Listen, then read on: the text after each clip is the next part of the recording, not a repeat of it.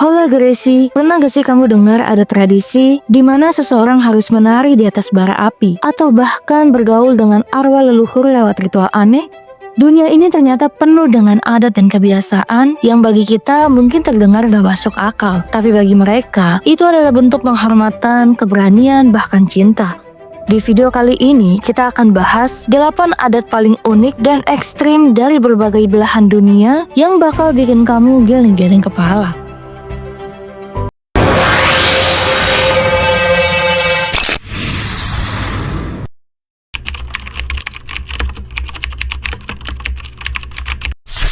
Di Tanah Toraja, Sulawesi Selatan, ada tradisi yang mungkin kedengaran aneh buat kita, tapi buat mereka itu bentuk sayang yang luar biasa. Namanya ritual manene, yang artinya kira-kira ngurusin mayat. Acaranya nggak setiap tahun, tapi biasanya setiap 3 tahun sekali setelah panen. Nah, ritual ini diawali dengan keluarga besar kumpul-kumpul di makam. Makamnya orang Toraja ini unik banget. Ada yang bentuknya kayak rumah-rumahan gitu, namanya patane. Ada juga yang cuman liang di tebing batu. Setelah semua siap, peti jenazah yang isinya mumi leluhur mereka yang bisa jadi udah puluhan atau bahkan ratusan tahun dibuka lagi. Awalnya ada tetua adat yang bakal komat kamit baca doa-doa atau raja kuno meminta izin sama leluhur supaya acara lancar dan keluarga dikasih berkah. Setelah peti dibuka, satu persatu jenazah dikeluarkan. Mereka bersihin sisa-sisa tanah atau kotoran yang nempel di tubuh mumi itu terus dijemur sebentar.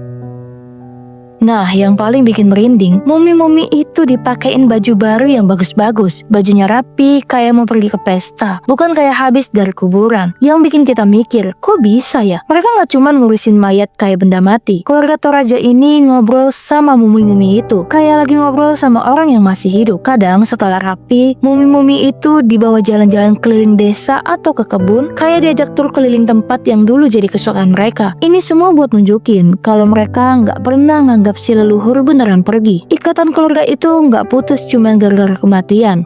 Terakhir, setelah semua rangkaian acara selesai, mumi-mumi itu dimasukin lagi ke peti dan dikubur lagi. Jadi, manene ini bukan cuma soal serem-sereman, tapi perayaan cinta yang abadi. Buat orang Toraja, mereka dan leluhurnya selalu terhubung, dan ritual ini jadi cara buat nge-freeze hubungan itu. Makna dari ritual manene. Bagi masyarakat Toraja, manene bukan sekedar ritual aneh, melainkan sebuah tradisi yang penuh makna. Penghormatan kepada leluhur. Ritual ini adalah wujud nyata dari rasa cinta dan penghormatan yang mendalam kepada leluhur mereka. Mereka percaya bahwa hubungan dengan leluhur tidak akan pernah terputus, meskipun secara fisik sudah tidak ada. Menguatkan tali silaturahmi. Pelaksanaan ritual ini menjadi momen bagi seluruh anggota keluarga yang mungkin merantau untuk berkumpul kembali. Hal ini mempererat tali persaudaraan antar keluarga.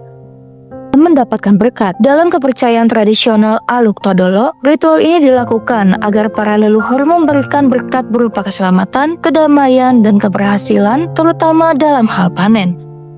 Kehidupan setelah kematian. Masyarakat Toraja memandang bahwa kematian hanyalah transisi, bukan akhir. Dengan merawat jasad, mereka menunjukkan bahwa leluhur tetap menjadi bagian dari keluarga yang perlu diperhatikan.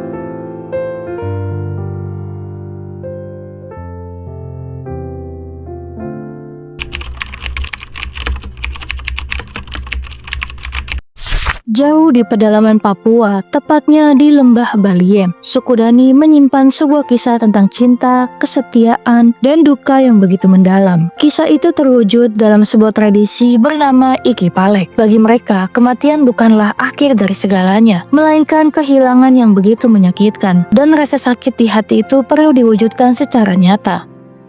Tradisi ini biasanya dilakukan oleh kaum perempuan. Ada keyakinan bahwa kaum wanita memiliki ikatan emosional yang lebih kuat terhadap anggota keluarga yang dicintai. Saat suami, anak, atau anggota keluarga dekat meninggal, para wanita Dani akan memotong ruas jarinya sebagai simbol dari anggota keluarga yang telah pergi. Setiap ruas jari yang hilang menjadi bukti nyata akan banyaknya orang yang telah mereka cintai dan relakan kepergiannya. Makna di balik tradisi ini sangat dalam. Jari-jari dianggap sebagai lambang kesatuan dan kebersamaan dalam keluarga. Dengan memotong salah satu jari, itu diartikan sebagai kehilangan sebagian dari diri mereka sendiri seiring dengan kepergian orang yang dicintai. Proses pemotongan dilakukan dengan alat-alat sederhana seperti pisau, kapak, atau parang. Terkadang mereka mengikat jari dengan tali hingga mati rasa sebelum dipotong, menambah dimensi pengorbanan yang dilakukan.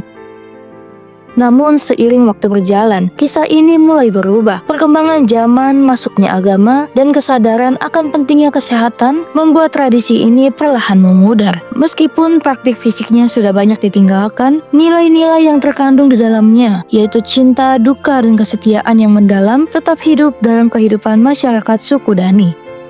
Kini kisah Iki Palek menjadi bagian dari warisan budaya yang kaya, sebuah pengingat akan cara unik suku Dani dalam memaknai sebuah kehilangan.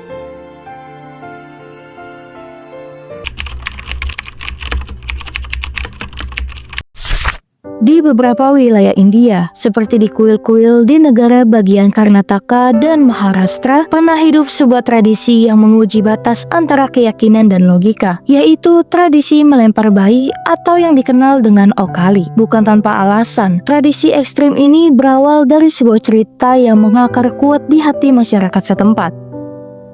Alkisah, tradisi ini muncul berabad-abad, lalu di tengah tingginya angka kematian bayi. Konon, seorang pendeta suci memberikan nasihat kepada orang tua untuk melemparkan bayi mereka dari atas kuil sebagai bentuk penyerahan diri dan kepercayaan penuh kepada dewa. Masyarakat percaya, jika bayi dilempar, para dewa akan mengirimkan perlindungan, memastikan bayi jatuh ke tempat yang aman, dan memberinya keberuntungan serta kesehatan seumur hidup.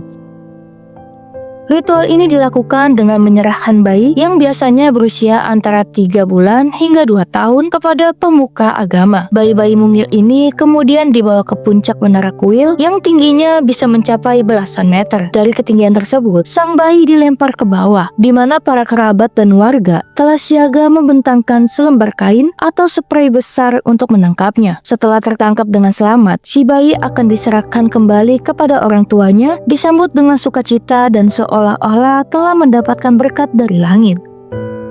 Namun zaman berubah dan cara pandang pun bergeser. Seiring dengan kemajuan pengetahuan dan berkembangnya kesadaran akan hak anak, tradisi Okali mulai menuai kecaman dan kontroversi dari berbagai pihak, baik di India maupun di dunia internasional. Praktik ini dianggap berbahaya dan tidak manusiawi, bertentangan dengan norma-norma perlindungan anak. Pemerintah dan aktivis pun bergerak untuk melarangnya, dan secara perlahan, tradisi ini mulai ditinggalkan oleh masyarakat. Meskipun kisah ini berakhir dengan memudarnya sebuah tradisi, ceritanya tetap hidup sebagai pengingat tentang bagaimana sebuah kepercayaan dapat membentuk praktik yang begitu ekstrim. Ia mengajarkan kita bahwa di setiap sudut dunia, ada kisah-kisah yang memperlihatkan bagaimana manusia berupaya meraih harapan meskipun dengan cara yang tak terbayangkan.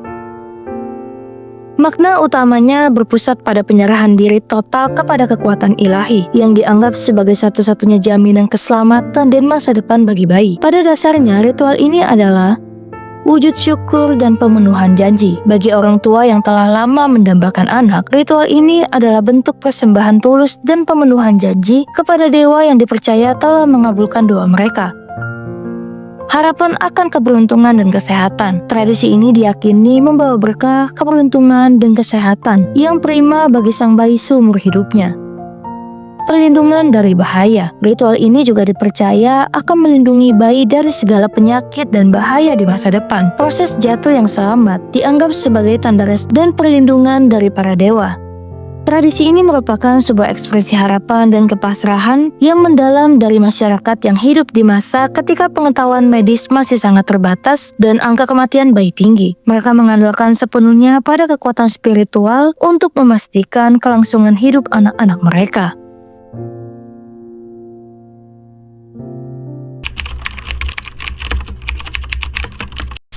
Di sebuah sudut dunia yang dikenal dengan kebahagiaan dan desain minimalisnya, tersimpan sebuah tradisi yang penuh dengan kegaduhan dan pecah belah. Di Denmark, malam tahun baru bukan hanya tentang pesta kembang api, melainkan juga tentang melempar piring ke pintu rumah teman dan kerabat. Alkisah, tradisi unik ini lahir dari keyakinan bahwa memecahkan piring dapat mengusir roh-roh jahat. Namun makna yang lebih dalam dan jauh lebih manis ada di baliknya, persahabatan dan keberuntungan. Sepanjang tahun, warga Denmark akan mengumpulkan porselen dan peralatan makan yang sudah tidak terpakai. Puncaknya pada tanggal 31 Desember, mereka akan berkeliling mendatangi rumah teman dan keluarga, lalu melemparkan piring-piring tersebut ke pintu mereka. Bayangkan sebuah pemandangan di tengah dinginnya malam, suara dentuman piring yang pecah bersahutan, diiringi tawa riang. Bagi sang pemilik rumah, tumpukan piring pecah di depan pintu justru menjadi pemandangan yang membanggakan. Semakin banyak tumpukan pecahan yang ada di depan rumah, semakin banyak pula teman yang peduli, dan semakin besar pula keberuntungan yang akan datang di tahun yang baru. Ini adalah bukti nyata bahwa mereka dicintai dan memiliki banyak teman. Tradisi ini adalah sebuah ungkapan rasa syukur atas persahabatan yang terjalin selama setahun. Meskipun tradisi ini terlihat destruktif bagi warga Denmark, ini adalah cara yang hangat dan penuh kasih sayang untuk saling menunjukkan perhatian dan harapan baik di tahun yang akan datang. Dengan memecahkan piring, mereka seolah membuang segala hal buruk di tahun lalu dan membuka lembaran baru yang penuh dengan kebahagiaan. Jadi jangan heran jika Anda berada di Denmark saat malam tahun baru dan mendapati tetangga Anda tiba-tiba melempar piring ke pintu rumah Anda. Itu bukan pertanda buruk, melainkan sebuah pelukan persahabatan yang datang dari piring yang pecah. Makna utama tradisi ini adalah sebuah ungkapan kasih sayang, persahabatan, dan harapan baik untuk tahun yang akan datang. Secara ringkas, makna tradisi ini meliputi simbol persahabatan dan popularitas. Tumpukan piring pecah di depan pintu pada pagi tahun baru bukanlah pemandangan yang buruk, melainkan justru kebanggaan bagi sang pemilik rumah. Ini menunjukkan bahwa mereka dicintai dan memiliki banyak teman yang peduli. Semakin banyak piring pecah, semakin banyak teman yang menghargai mereka. Mengusir roh jahat dan energi negatif. Beberapa sumber menyatakan bahwa suara piring yang pecah dipercaya dapat mengusir roh-roh jahat atau energi negatif dari tahun yang lalu, sehingga menyambut tahun baru dengan lebih bersih dan positif. Membawa keberuntungan dan kemakmuran. Keberuntungan di tahun yang baru datang bersamaan dengan suara piring yang pecah. Semakin banyak piring yang pecah di depan pintu, semakin besar pula keberuntungan dan kemakmuran yang akan datang di tahun mendatang. Memulai lembaran baru. Melempar piring lama melambangkan tindakan membuang hal-hal negatif atau kesialan dari tahun sebelumnya, lalu membuka lembaran baru yang lebih cerah dan penuh harapan.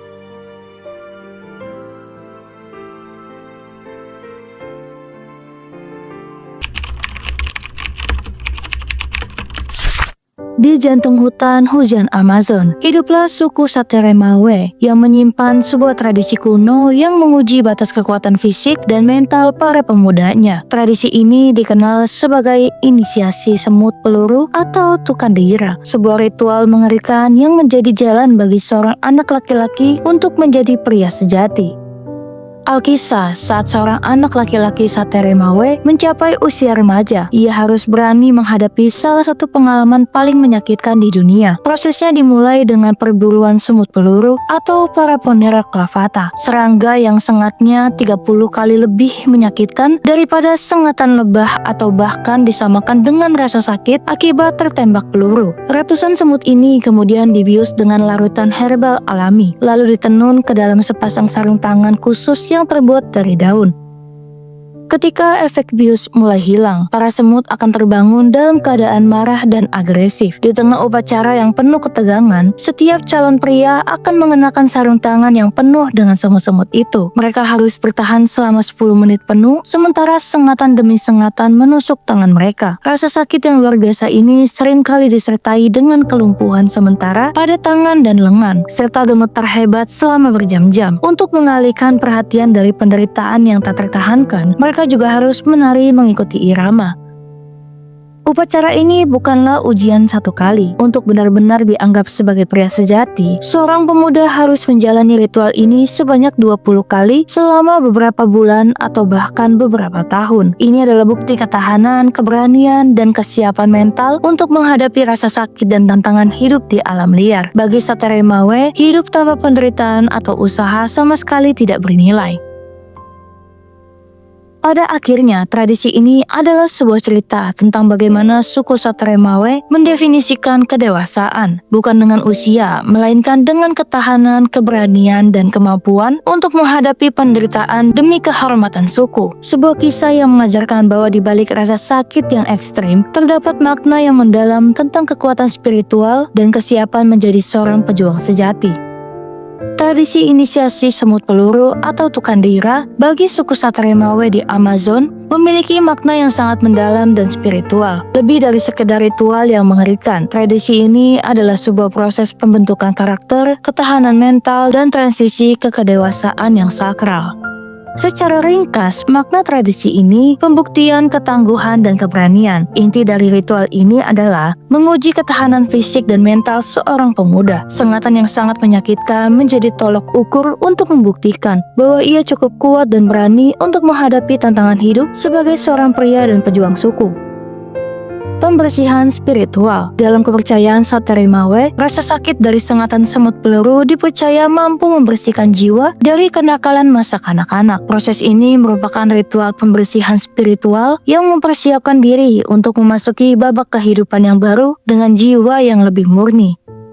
Transisi menuju kedewasaan. Ritual ini menandai secara resmi transisi seorang anak laki-laki menjadi pria sejati dalam masyarakat suku. Melalui penderitaan yang ekstrim, ia diakui sebagai individu yang siap memikul tanggung jawab sebagai pemburu, pelindung, dan pemimpin masa depan. Penanaman nilai-nilai suku. Tradisi ini mengajarkan filosofi hidup Satremawe yang menghargai ketahanan dan pengorbanan. Mereka meyakini bahwa hidup tanpa penderitaan atau usaha tidak memiliki nilai. Ritual ini menanamkan nilai-nilai tersebut sejak dini, membentuk karakter yang disiplin, kuat, dan pantang menyerah.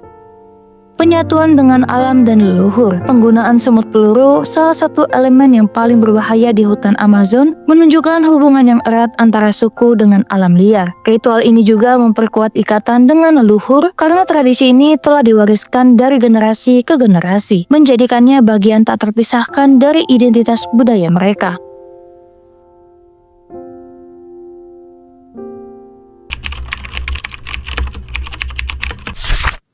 Di dataran tinggi Madagaskar, bagi masyarakat suku Merina dan Betsileo, kematian bukanlah sebuah perpisahan selamanya yang diliputi kesedihan. Sebaliknya, kematian menjadi bagian dari siklus kehidupan yang pada suatu waktu akan dirayakan kembali melalui sebuah tradisi unik yang disebut Famadihana, atau berarti membalikan tulang belulang. Alkisah, setiap beberapa tahun sekali, biasanya setiap 5-7 tahun, keluarga besar akan berkumpul untuk sebuah acara yang meriah, bukan untuk pesta biasa, melainkan untuk menggali kembali makam leluhur mereka. Jenazah yang telah beberapa waktu bersemayam di dalam makam, dikeluarkan dengan penuh kehati-hatian. Momen ini bukan momen yang suram, justru sebaliknya, suasana dipenuhi dengan tawa, musik, dan kegembiraan. Setelah jasad dikeluarkan, keluarga akan membungkusnya dengan kain sutra baru yang bersih dan mahal. Nama leluhur akan ditulis ulang di kain tersebut, memastikan bahwa mereka tidak akan pernah terlupakan. Para anggota keluarga kemudian akan menari-nari sambil membawa jasad leluhur mereka di atas kepala, mengaraknya mengelilingi makam dalam sebuah perayaan yang meriah.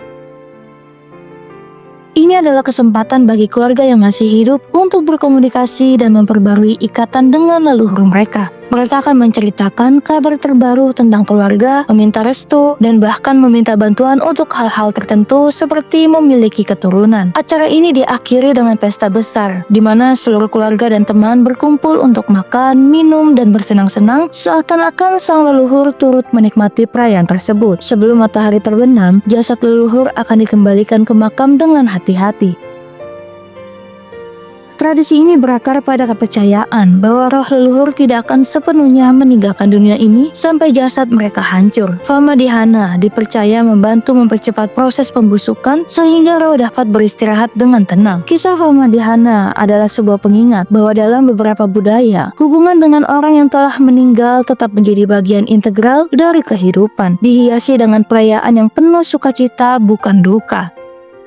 Tradisi Famadihana atau membalikan tulang yang dilakukan oleh suku Merina dan Betsileo di dataran tinggi Madagaskar bukanlah sekedar ritual yang aneh. Di baliknya tersimpan makna spiritual dan sosial yang sangat dalam yang mencerminkan cara pandang mereka terhadap kehidupan, kematian, dan hubungan antar generasi. Secara ringkas, makna tradisi ini penghormatan dan ikatan abadi dengan leluhur. Tradisi ini berfungsi sebagai cara untuk menjaga dan memperkuat ikatan keluarga dengan leluhur yang telah meninggal. Keluarga yang masih hidup meyakini bahwa nenek moyang adalah perantara antara manusia dan Tuhan yang masih memiliki kekuatan untuk membantu urusan di dunia. Perjalanan roh ke alam leluhur. Masyarakat percaya bahwa roh seseorang tidak akan sepenuhnya beristirahat dengan tenang hingga jasad mereka benar-benar hancur. Fama dihana dengan proses penggantian kain kafan secara berkala dipercaya membantu mempercepat proses pembusukan sehingga roh dapat sepenuhnya beralih ke alam leluhur. Reuni keluarga yang ceria. Fama dihana adalah momen kebahagiaan dan perayaan, bukan kesedihan. Ini adalah kesempatan bagi keluarga besar untuk berkumpul, menari, dan berbagi cerita, seolah-olah menyambut kembali anggota keluarga yang telah lama pergi. Suasana yang meriah dan penuh sukacita menjadi simbol bahwa hubungan dan leluhur masih hidup dan kuat. Penguatan identitas keluarga. Setiap kain kafan yang baru dibungkuskan akan ditulis nama leluhur, memastikan identitas mereka tidak pernah hilang. Ritual ini berfungsi sebagai pengikat akan asal-usul dan sejarah keluarga, memperkuat rasa kebersamaan dan identitas di antara para keturunan. Pembaruan kain kafan. Penggantian kain sutra yang baru dan mahal menunjukkan penghormatan yang tinggi kepada leluhur. Kain yang mulai rusak dianggap sebagai tanda bahwa leluhur merasa kedinginan, dan penggantian kain kafan ini menjadi cara untuk memastikan kenyamanan mereka di alam baka.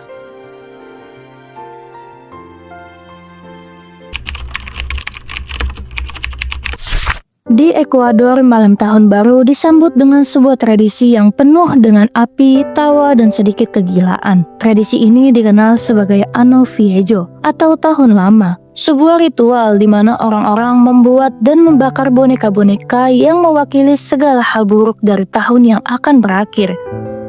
Alkisah, tradisi ini berawal dari wabah demam kuning yang melanda kota Guayaquil pada tahun 1895. Untuk mengusir penyakit dan roh jahat, masyarakat membakar peti mati yang berisi pakaian orang-orang yang telah meninggal. Sejak saat itu, tradisi ini berevolusi menjadi sebuah perayaan tahun baru yang unik dan meriah, di mana setiap keluarga akan membuat sebuah boneka orang-orangan yang disebut Monigot atau Ano Viejo.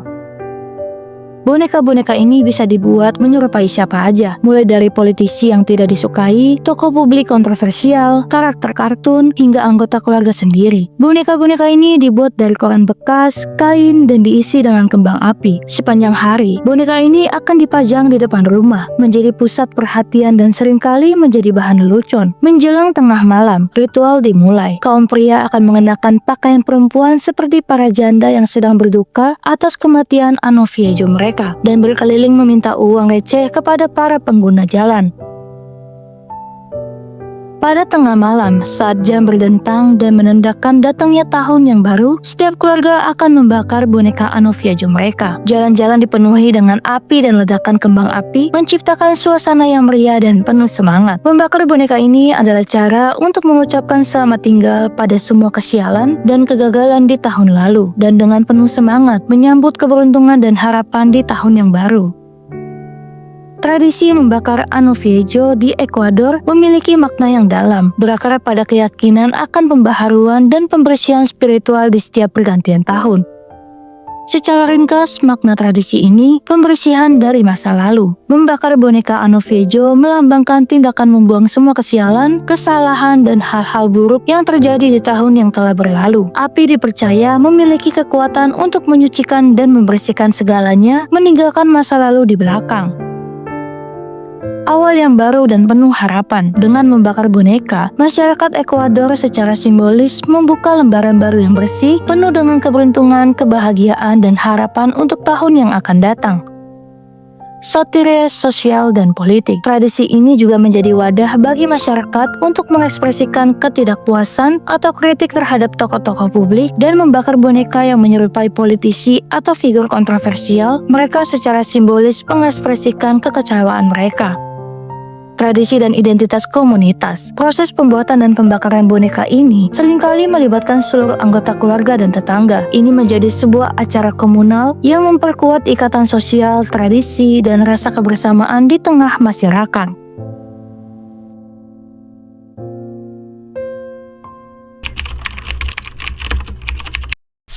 Di wilayah wilayah Gansu Tiongkok, hiduplah suku Uyghur, sebuah kelompok etnis minoritas dengan tradisi yang unik dan mendalam. Salah satu tradisi yang paling menarik adalah upacara menggantung anak panah, sebuah ritual yang dilakukan untuk menyambut kelahiran seorang anak laki-laki. Alkisah, tradisi ini berawal dari keyakinan mendalam masyarakat Uyghur akan pentingnya peran laki-laki dalam melindungi keluarga dan komunitas. Ketika seorang anak laki-laki lahir, sebuah anak panah miniatur yang terbuat dari kayu akan digantung di depan tenda atau pintu masuk rumah. Ini bukan sekedar hiasan, melainkan sebuah simbol yang syarat makna. Anak panah tersebut melambangkan doa dan harapan yang tulus dari para tetua dan keluarga untuk sang bayi. Mereka berdoa agar kelak anak laki-laki itu tumbuh menjadi seorang pria yang gagah berani, memiliki kemampuan berburu, dan keahlian memanah yang mumpuni, keterampilan yang sangat dihargai dalam budaya nomaden mereka. Ini adalah cara masyarakat Uyghur untuk menyampaikan harapan agar sang anak kelak menjadi pelindung dan tulang punggung keluarga yang kuat.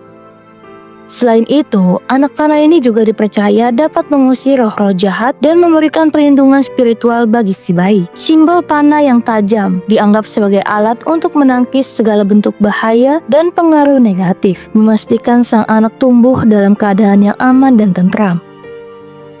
Tradisi ini menjadi pengingat bagi setiap anak laki-laki Uyghur tentang harapan dan tanggung jawab yang diberikan oleh keluarga dan leluhurnya. Dengan melihat anak panah tersebut, mereka diharapkan bisa tumbuh dengan nilai-nilai keberanian, kekuatan, dan kesiapan untuk melindungi orang yang mereka cintai. Sebuah kisah tentang bagaimana harapan terukir dalam sebuah benda sederhana, namun memiliki makna yang kekal dalam hati sebuah suku.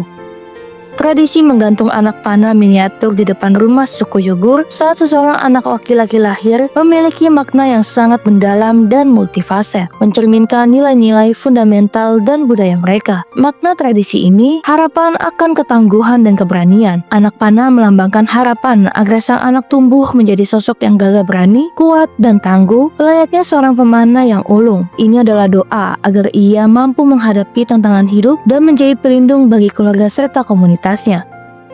Perlindungan spiritual, anak panah dipercaya memiliki kekuatan untuk mengusir roh jahat dan energi negatif yang mungkin mengintai si bayi. Simbol panah yang tajam menjadi penangkal spiritual yang memastikan sang anak tumbuh dalam keadaan aman dan tentram.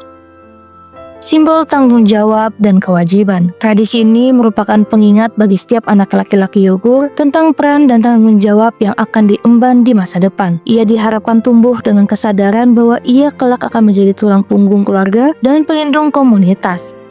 Penghormatan terhadap leluhur dan tradisi. Dengan melanjutkan tradisi ini, masyarakat Uyghur menunjukkan penghormatan mereka terhadap leluhur dan menjaga kelestarian budaya yang telah diwariskan secara turun-temurun. Ini adalah cara untuk memastikan nilai-nilai tradisional tetap hidup. Identitas laki-laki Uyghur. Tradisi ini menjadi bagian penting dalam pembentukan identitas seorang laki-laki Uyghur. Sejak dini, ia sudah dihadapkan pada simbol yang mewakili nilai-nilai yang diharapkan darinya sebagai anggota suku.